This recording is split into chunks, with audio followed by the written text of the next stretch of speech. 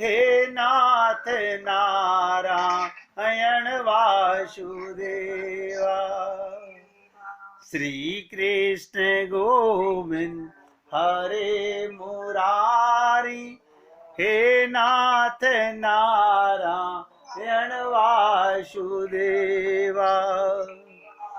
श्री कृष्ण गोविंद हरे मुरारी, हे नाथ नारायण वासुदेवा। श्री कृष्ण गोविंद हरे मुरारी, हे नाथ नारायण वासुदेवा। श्री कृष्ण गोविंद हरे मुरारी, हे नाथ नारायण वासुदेवा। श्री कृष्ण गोविंद हरे मुरारी, हे नाथ नारायण वासुदेवा। मुझे पता है, ध्यान से सुनिएगा, मुझे पता है मेरे शब्द सुनने में अच्छे भी लगते होंगे और कांटे भी इतने चुभते होंगे, लेकिन हम उन्हें अमल में नहीं लाते। हम क्या करते हैं, इधर सुना उधर फेंक दिया। मैंने आप लोगों से हाथ जोड़ के निवेदन किया, संसार की चर्चा मत करो, किसी की बुराई भलाई मत करो। लेकिन आप अपने आप से पूछ के देख लीजिएगा, सब पूछ के देख लीजिएगा, क्या हम नहीं करते तो फिर सारा दिन करते क्या हैं? अरे छोटी सी बात है, दो ही तो काम है संसार में, या तो भगवान की बात करोगे या संसार की बात करोगे। अब जब मैं संसार की बातों कहता हूं, गोबर की बात, मल मूत्र की बात, विष्ठा की बात, तो हम क्या कहते हैं, उस प्रसंग नहीं नहीं आप बिल्कुल नहीं करेंगे। लेकिन जब करने लगते हैं भूल जाते हैं, भूल जाते हैं। हम किसकी बात करते होंगे, सोच के देखो। संसार में कोई ऐसा नहीं होगा जो सबकी तारीफ कर रहा हो।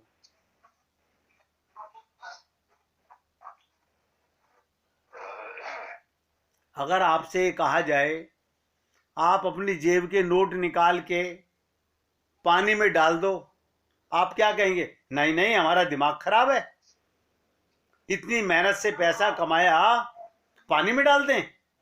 ना ना ना, बिल्कुल नहीं करेंगे ऐसा। अरे बाबा तुम कर रहे हो, मैं कह नहीं रहा हूं तुम कर रहे हो, अनुभव करा दूं। ये सबसे बड़ी चीज क्या है, आपने जो पैसा कमाया वो कैसे कमाया? लोग कहते हैं हमने 10 साल लगाए, 15 साल लगाए। क्या लगाया? समय लगाया। हाँ, अब बताइएगा, समय कीमती है या पैसा कीमती है? सोचिएगा, समय कीमती है या पैसा कीमती है? आपने समय लगा करके पैसा कमाया है। पैसा छोटा है, समय ज्यादा है, और समय हम लोग खूब बर्बाद कर रहे हैं।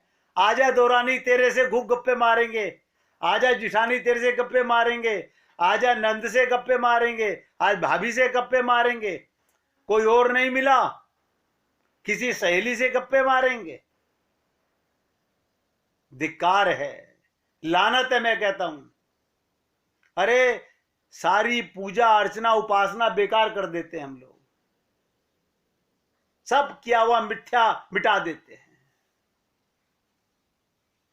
आपको लगता होगा पता नहीं इनको हमारे से क्या चिढ़ है। मेरे को तो ये चिढ़ है कि आपका बहुमूल्य समय वेस्ट जा रहा है।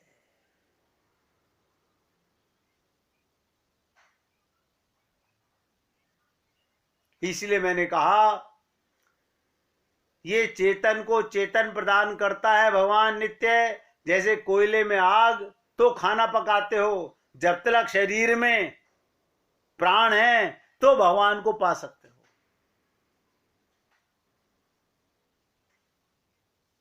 और मैंने कहा ये जीव जो भगवान चैतन्यता की शक्ति हर समय दिए रहते हैं, इसलिए वो नित्य जीव है। हम कुत्ते के शरीर में गए, कुत्ते में प्राण आ गए, गधे के शरीर में गए, गधे में प्राण आ गए। ये मनुष्य के शरीर में आए हैं, मनुष्य की इंद्रियां काम करने लगी हैं।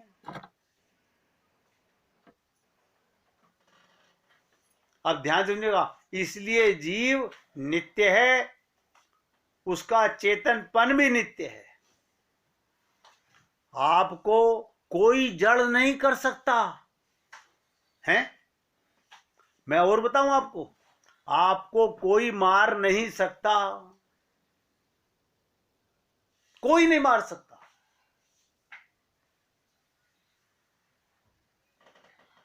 कोई आपको लगता है ना भगवान राम ने रावण का वध किया, अब ये बातें हमारी बुद्धि में नहीं आती। रावण का वध नहीं किया, रावण की बुराई का वध किया। आत्मा का वध नहीं करते भगवान। लेकिन हम लोग ऐसे माया के चंगुल में फंस चुके हैं, हम अपना कल्याण नहीं करना चाहते।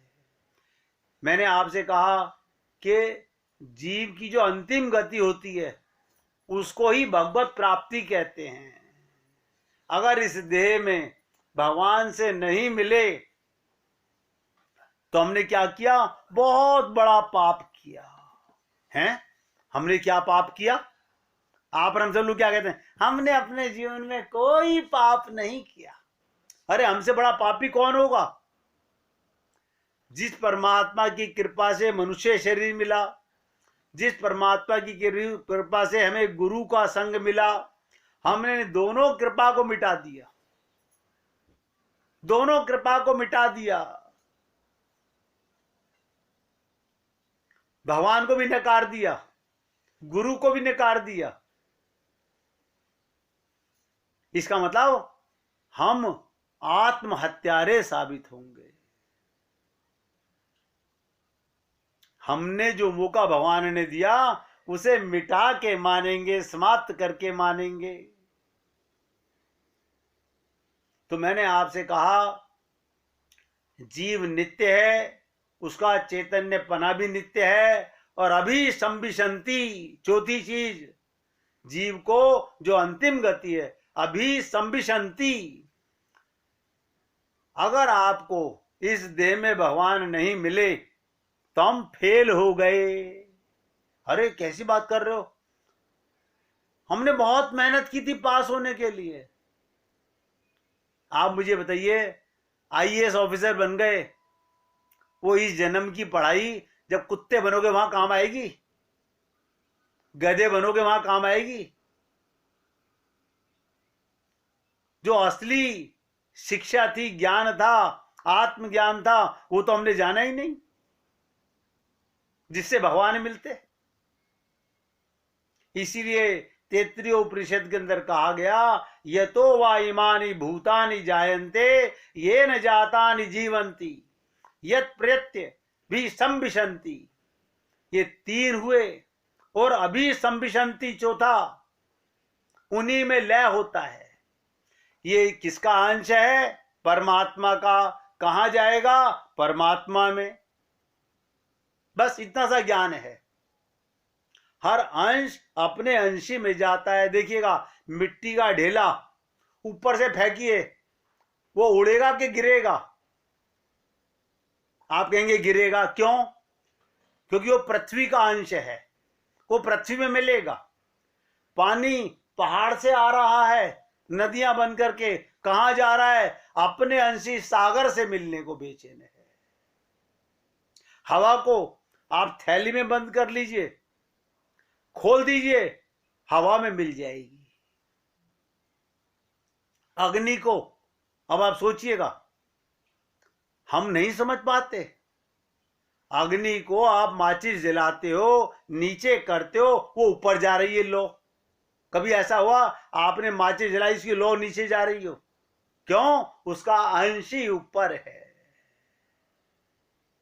हर अंश स्वाभाविक नेचुरल अपने अंश की ओर जाता है। सिर्फ एक ये मूर्ख जीव है, आत्मा होते हुए मिट्टी के घरौंदे इकट्ठे करता है।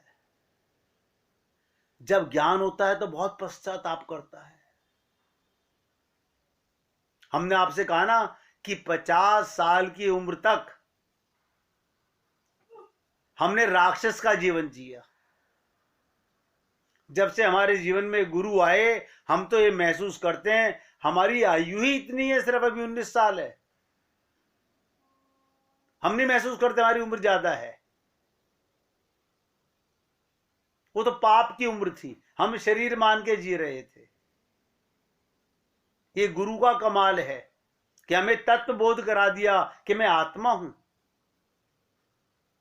शरीर के रिश्ते नाते सेवा के नाते, टेम्परेरी नाते, आत्मा का नाता परमानेंट नाता, सदा का नाता। इसलिए कहा रट लो जो मैं आपको, पहचान लो, मान लो, अनुभव कर लो।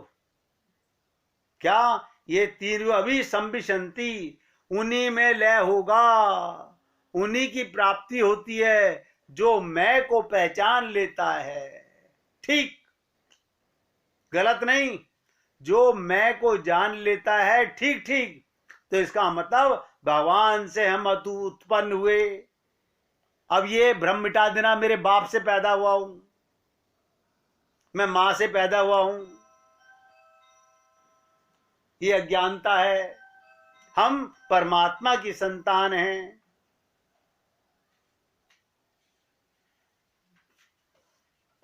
अब किसी ने एक प्रश्न किया था, ध्यान से सुनिएगा। अगर हम भगवान से पैदा हुए हैं तो भगवान की तरह होना चाहिए था हमको, क्योंकि हमारी बुद्धि है ना, वो कहते हैं संसार में एक बाप से बेटा पैदा होता है तो लोग कहते हैं भाई वाह क्या शक्ल मिलती है। क्या शक्ल मिलती है? मिट्टी से मिट्टी की शक्ल मिलती है। एक कुम्हार अपने चाक पर खिलौने बनाता है, वो एक से तरह के बनाता है, उसमें आपने क्या कमाल कर दिया? वो तो मिट्टी की शक्ल मिली है। और हम बड़े खुश होते हैं, बिल्कुल बाप पे गया, अपनी बिल्कुल अपनी मां पे गया है। हाथ पैर नाक कान सब जैसे बाप के वैसे ही बेटे के, ट्रू कॉपी। इसलिए सब इंद्रियां, मन बुद्धि सब उसी प्रकार जैसे बाप के।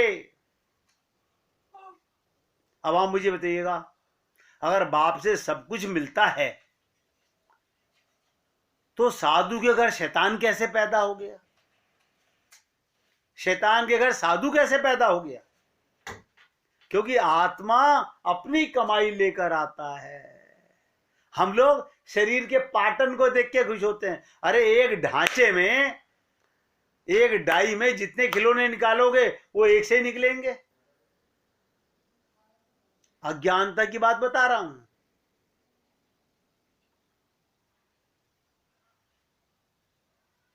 तो यहां सब गड़बड़ हो गया। ये कैसा बाप है? अब मैं आपके सामने एक राज की बात बताने जा रहा हूं। हृदय में गहराई से नोट कीजिएगा। मैं कौन हूं? अमृत से वा पुत्र। हम भूल जाते हैं शरीर को। शरीर के जन्म मां के द्वारा, पिता के द्वारा होता है, इसलिए शरीर की आकृति मिलती है। शरीर का जन्म शरीर के द्वारा हुआ तो आकृति मिलती है। आत्मा क्यों नहीं मिलती? क्या कहते हैं? राक्षस पैदा हो गया। ये तो हमारे घर में साधु पैदा हो गया। हम लोग पुत्र हैं, इसलिए कहा अमृत से बा पुत्र। फिर ये गड़बड़ी कैसी हो गई? कुछ गड़बड़ी है। इसको समझने के लिए कोई और तरीका, कोई और बात आपके साथ करूंगा तो आपको थोड़ा सा और ज्यादा खुलासा होगा। अब ध्यान से सुनिएगा। हमारे भय और दुखों का निर्माण करने वाले कौन है? हमें कोई दुखी कर सकता है ना? ये दुख के पेड़ हमने खुद लगाए हैं। आप बताइए, ये ममता मोह आसक्ति कौन करता है? हम करते हैं। तो दुख के पेड़ कौन लगा रहा है? हम ही तो लगा रहे हैं। कहीं नहीं जाएंगे। अंत मति सो गति। जब प्राण निकलेंगे, मेरा बेटे में ध्यान था, मेरे पोते में ध्यान था,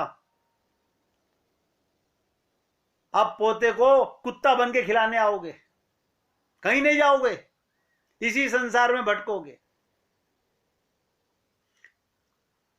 ध्यान रखिएगा, हमारे भय और दुख का निर्माण करने वाले हम स्वयं हैं। जिस दिन हमें ये समझ आ जाएगा, उस दिन ये भी हो सकता है हम स्वीकार भी ना करें, क्योंकि फिर हम किसके ऊपर अपने दुखों का ठीकरा फोड़ेंगे? हम तो क्या कहते हैं, हमारे बाप ने हमें दुख दिया, हमारे पति ने हमें दुख दिया। कोई किसी को दुख नहीं देता। सुखदाता के अंश को दुख कौन दे सकता है? लेकिन यदि हम इतने वीर हुए, हमने स्वीकार कर लिया, हाँ मैं ही हूं अपने दुखों का निर्माता, मैं ही हूं अज्ञानी, मैं ही हूं कारण, अपने दुखों का निर्माता कोई और नहीं है। याद करना, कोई माँ, कोई पिता, कोई पति, कोई पत्नी, कोई बेटा, बहुत ध्यान से सुनो, ना किसी को सुख देता है ना किसी को दुख देता है। सब अपने कर्मों का फल भोगते हैं।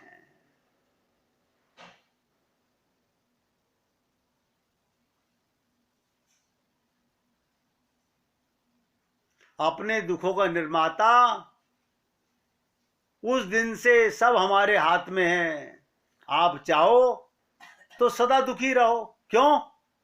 माँ दुखी है तो बेटा भी दुखी है, पति भी दुखी है। क्यों? इसके साथ संबंध बनाया हुआ है।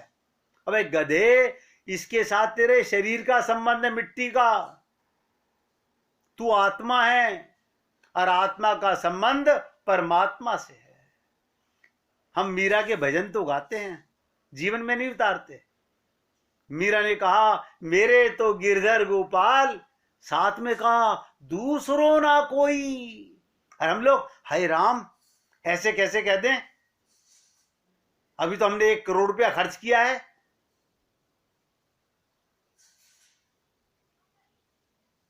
इसलिए सुख दुख के देने वाले हम खुद ही हैं। अब ध्यान देनेगा, हम किस हद तक उसकी सुसमीक्षा करें।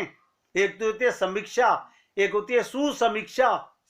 कितनी गहराई से आपको बताऊं, किंतु ये हवा में यूं ही नहीं हो सकता। इसके लिए कुछ चाहिए। पहला तो हम ये जाने, हम दुख भोगने के लिए यहां भेजे नहीं गए हैं। लिख लो इस बात को, हमें यहां पर दुख उठाने के लिए नहीं भेजा गया है। क्यों? गुरु कहते हैं, इस देह में हरि मिलत है। मतलब बहुत ध्यान से सुनो, इस देह में सुखदाता मिलता है, परमात्मा मिलता है।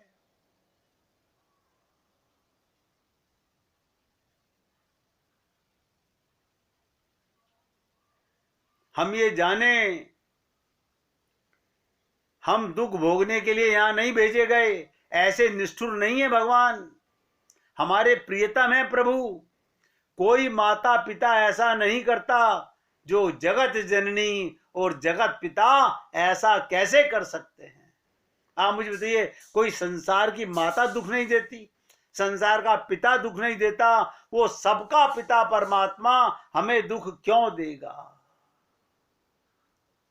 और ध्यान से सुनिएगा, जैसे जैसे हमारी खोज बढ़ती जाएगी, जीवन का उद्देश्य समझ आता जाएगा, उनके प्रति धन्यवाद कृतज्ञता बढ़ती जाएगी। आप ध्यान सुनिएगा, मैं जितना धन्यवाद अपने गुरु का देता हूं, उतना धन्यवाद किसी का नहीं दे सकता। क्यों? उनकी कृपा से मुझे पता चला कि मैं कौन हूं। हमारा विश्वास गुरु के शब्दों पर बढ़ता जाएगा, और उनसे अधिक कौन कर ही सकता है हमसे ऐसा प्रेम? आप बार बार सोचिएगा, है कोई संसार में जो आपसे इतना प्रेम कर सके जितना परमात्मा आपसे प्रेम करते हैं?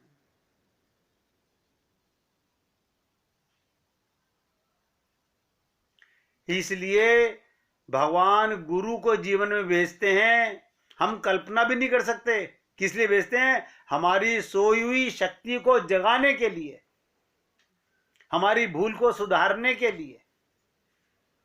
भक्त कमजोर नहीं, सबसे वीर होता है। उसकी असमर्थता ईश्वर की सामर्थ्य से जुड़ जाती है। हर दुख के साथ उसका समर्पण और अधिक होता जाता है। धीरे धीरे हमें ईश्वर का साक्षात्कार दर्शन होने लगता है। अब 1 मिनट कीर्तन